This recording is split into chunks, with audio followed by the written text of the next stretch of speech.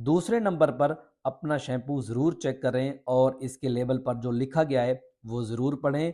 बहुत ज़्यादा केमिकल्स वाला शैम्पू आपकी कुदरती फ्रेंडली बैक्टीरिया को मार देता है और इसकी वजह से आपकी जिल्द सेंसिटिव हो जाती है और डेड होना शुरू हो जाती है और खुश्की की वजह बनती है।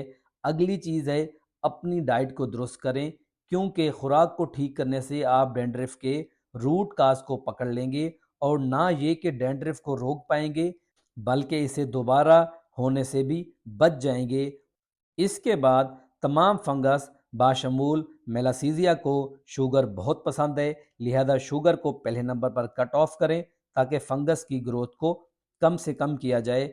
नेचुरली प्रोबायोटिक्स का इस्तेमाल करें, जैसा कि दूध, दही, अचार और लेमन का इस्तेमाल करें।